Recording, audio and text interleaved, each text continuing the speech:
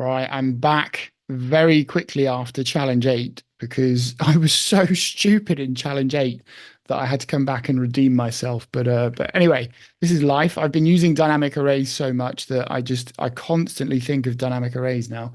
That's my excuse for not spotting this. So before we do challenge 9, let's look back at challenge 8 and let's look at the definitely overcomplicated solution I came up with filter again with a take.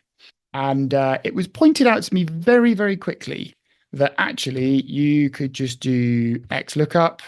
You could look up the value, the lookup array of the cities, the return array of the sales, and you have got a search mode, which could be last to first, -1, enter, boom. So you could have just used lookup, XLOOKUP even.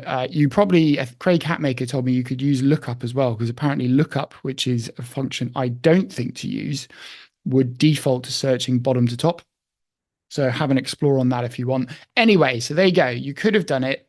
And what I'm going to do now is shift over to challenge 9.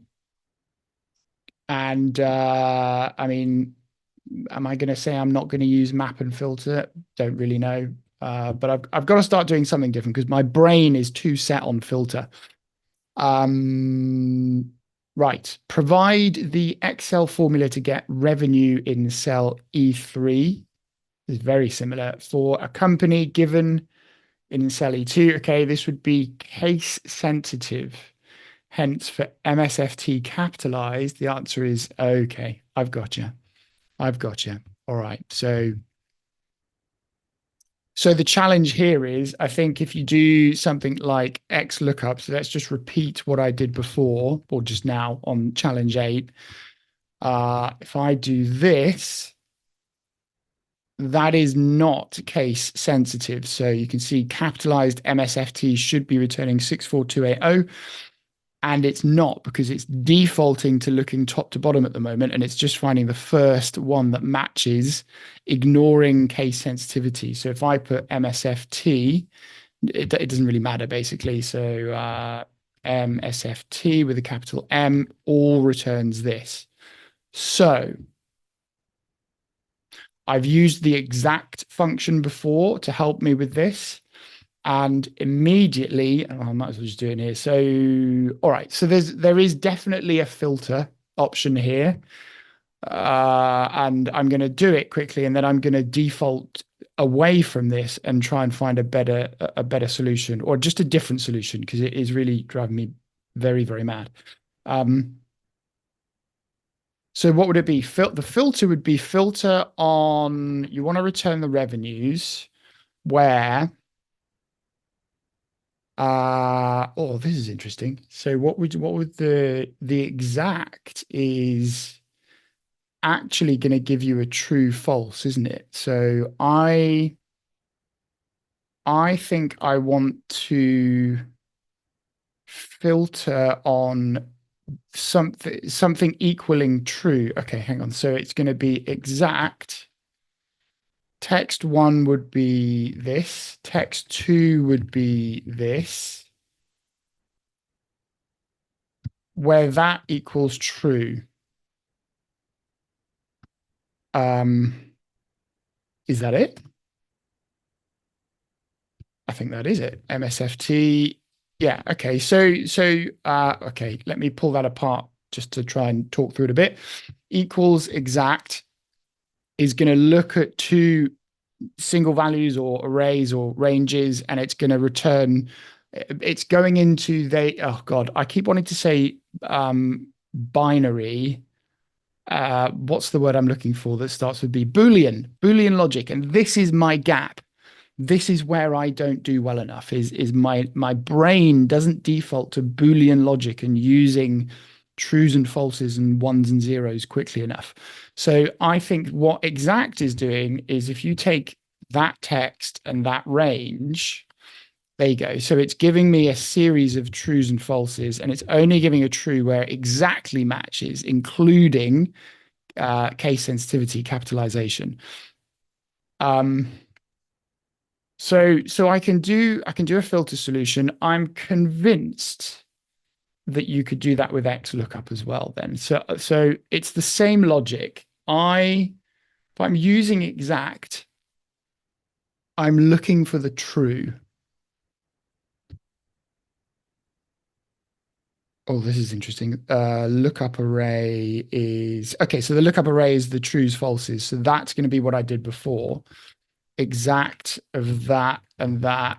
This isn't exactly a shorter formula, but it still is not using filter. And then return array is the revenues. I don't need to worry about search modes in this. I think that's it.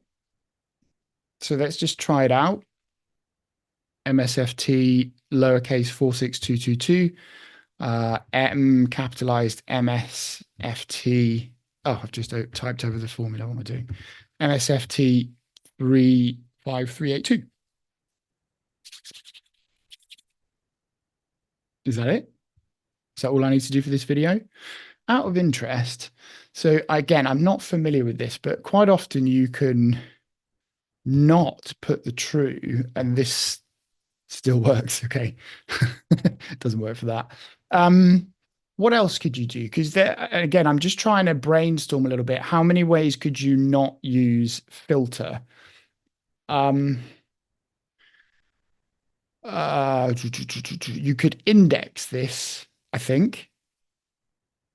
I think you could index this. So if you did equals X match, pretty much the same thing. So at X match true, lookup array is the exact.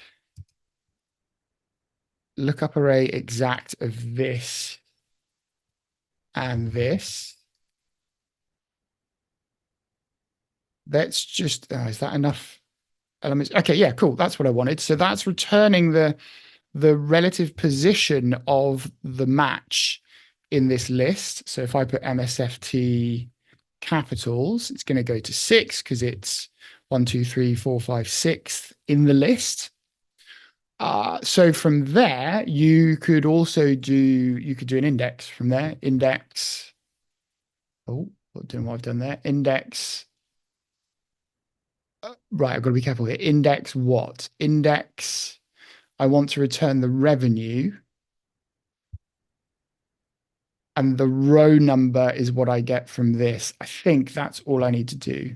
Yeah.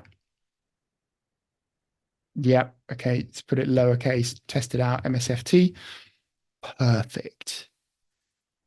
Perfect. I mean, you could even do something like you could do choose rows, couldn't you? Choose rows. What's the array? It's that. What's the number of the row you want? It's that. I think that's just going to work. Yeah. Perfect. Okay, so I am really happy with that. That's probably not the solution I'm going to leave myself with. I'm going to go all the way back to XLOOKUP with exact. I think this is a pivotal moment in my Excel BI challenge journey because I have just started to dip my toe a bit more into the Boolean logic rather than always using filter. All right, there we go. Challenge 9. I really hope somebody doesn't message me within 2 minutes and say, "Oh, you could have done this 10 times easier." It's probably going to happen.